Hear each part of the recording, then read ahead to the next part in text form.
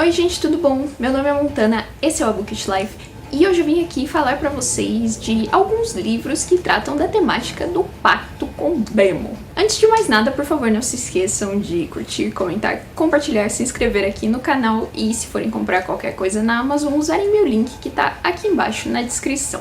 Então, essa temática, né, do pacto com o Demo, ou como acabou ficando conhecido, o pacto fáustico, é uma temática que eu gosto muito de ver tratada na literatura, né, das diferentes formas que ela assume, e basicamente ela consiste em apresentar pra gente um personagem que precisa, assim, assumir uma força, ou ele quer ir além, né, quer descobrir, quer ter um conhecimento que ele não é capaz de possuir, e aí ele vai, né, recorre a forças além desse mundo. E em troca, claro, ele oferece o que ele tem de mais precioso, né, pra uma entidade como o diabo, que é o quê? A sua alma. Então essa é uma temática quase que mitológica, né, que foi tratada oralmente por muitos e muitos séculos. Então a gente tem uma primeira versão literária que é anônima, né, não sabemos de onde veio, assim. Mas em 1604, o poeta inglês Christopher Marlowe organiza essa versão aí, né, anônima de teatro popular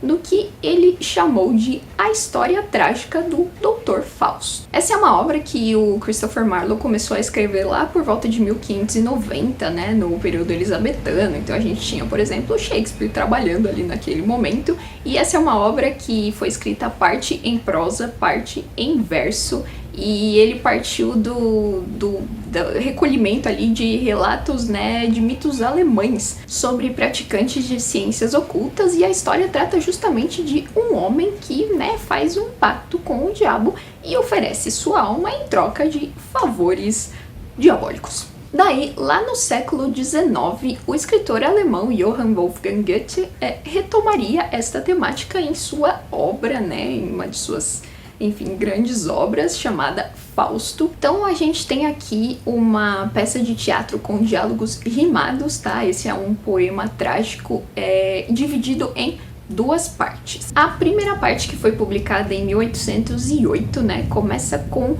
o diabo, que aqui tem um nome diferente. Pessoalmente é um dos meus favoritos dos nomes do diabo que aparecem por aí, que é Mefistófeles. Então nós começamos a história com Mefistófeles, que faz uma aposta com Deus. Ele aposta com Deus que ele pode corromper um de seus favoritos, que é o Fausto. E o Fausto, ele é o quê? Ele é um humano sábio, erudito, sabe tudo que a ciência humana, assim, foi capaz de ensinar para ele, e ele está insatisfeito. Ele quer mais, ele quer um conhecimento que vai além do que a mente humana dele pode aprender. Então, obviamente, ele sela esse pacto que o Mefistófeles lhe oferece. Então, nessa primeira parte, né, além dessa coisa do pacto, a gente tem também esse uso da magia. Enfim, o Fausto tenta fazer experiências com magia, né, e agora ele consegue ir além, consegue saber mais, consegue fazer coisas que um ser humano não deveria ser capaz. E a gente tem também nessa primeira parte da obra, né, aquela narrativa romântica em que a gente é apresentado a Margarida, né, que é uma moça que o Fausto seduz, enfim, dá muito ruim,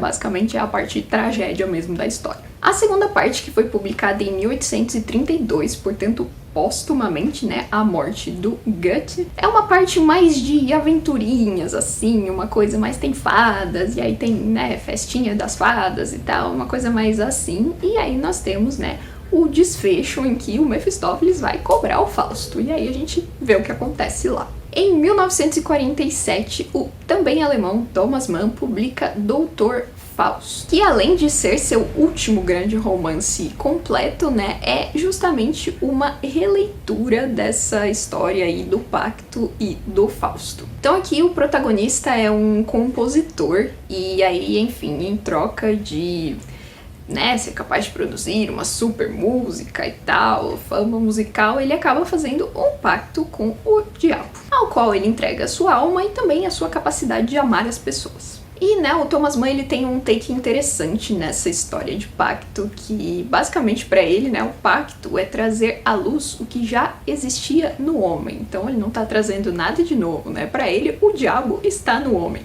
O que nos leva à nossa próxima obra. Em 1956, João Guimarães Rosa, um escritor brasileiro do qual eu já falei aqui, vou deixar aqui em cima, E sabemos, leitor de Thomas Mann, publicou Grande Sertão Veredas. Então nessa obra a gente tem o Riobaldo, que é um ex-jagunço, né, que tá ali contando as suas histórias da época de jagunçagem, enfim, né, coisas como morte, romance, os enfrentamentos ali com outros jagunços, outros bandos, a polícia, né, tem toda uma coisa de, enfim, coronelismo ali, o sertão sem lei, e no meio de tudo isso a gente tem uma narrativa ali, né, de pacto. E aqui, assim como no Thomas Mann, né, o Rosa, ele promove toda essa discussão filosófica de será, né, assim, o pacto é, na verdade, trazer à luz o pior do ser humano, então tem toda a cena do pacto em si, ela é muito interessante porque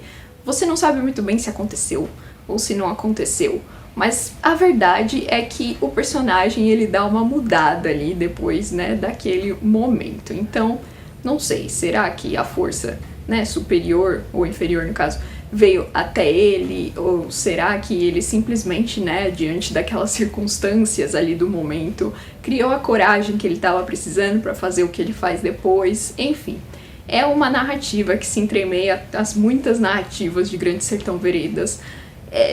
Todo vídeo que eu falar dessa obra eu vou exaltar muito essa obra, então assim, não vou falar mais nada, apenas leio. Uma outra obra que eu queria falar aqui é O Mestre e Margarida, do russo Mikhail Bulgakov, que já tem resenha aqui no canal, tá? Vou deixar nos cards. Então esse romance ele foi escrito entre 1928 e 1940, mas ele só foi ser publicado lá em 1960 no Ocidente e na Rússia só em 1973. Então essa obra ela é conhecida, né, como o Fausto russo, apesar de que aqui a gente tem um ponto de vista diferente, né? Aqui na verdade a gente está acompanhando o diabo e o seu séquito, né, passeando pela Moscou dos anos 1930 ali, e enfim, em meio às suas aventuras eles acabam, né, cruzando o caminho desse escritor que, enfim, né, sofreu muito por causa de um romance ali que ele está escrevendo, que é o Mestre, e a sua amada Margarida, um nome que não é novo nesse tipo de narrativa, né? Só que, ao contrário da Margarida do Goethe, né, aquela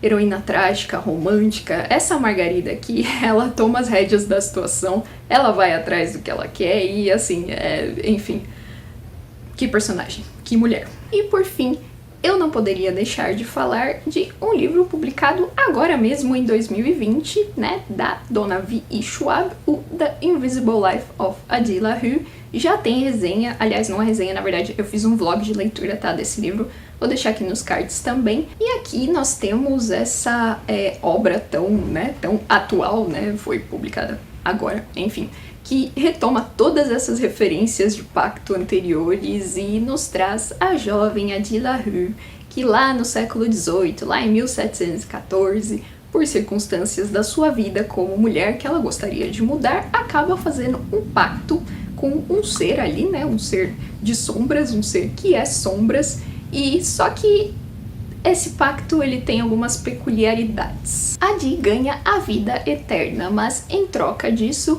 ela também ganha, né, a capacidade de ser esquecida, assim, quase que instantaneamente. Todo mundo com quem ela entra em contato simplesmente não se lembra da existência dela. E essa situação se perpetua durante 300 anos, né? O presente da nossa história é 2014, que é o ano em que, depois de tanto tempo, né, nas sombras, na escuridão, esquecida pelo mundo, ela encontra alguém que vai se lembrar dela. E aí, claro que coisas acontecem, porque essa pessoinha também, obviamente, tem algo de especial ali, né, pra poder se lembrar dela. E, enfim, aqui nós temos também, né, como em todas essas histórias, a gente tem esse diabo que ele interage com essas personagens humanas. Ele, enfim, tem o seu lado divertido, mas também quando ele precisa mostrar quem manda, né, ele vai lá e faz o que ele quer, mostrando seus, enfim, superpoderes, digamos assim. E essa é a visão mais moderna, né, que nós temos até agora dessa temática do pacto fáustico. Então é isso, espero que vocês tenham gostado. Me contem aqui nos comentários se vocês já conheciam esses livros, já leram, têm vontade de ler, né, e enfim, o que vocês acham dessa temática. Não se esqueçam, por favor, como sempre, de curtir, comentar, compartilhar, se inscrever aqui no canal e usar meu link da Amazon para comprar qualquer coisa, tá? Que vai estar aqui embaixo na descrição. Por hoje é só. e tchau!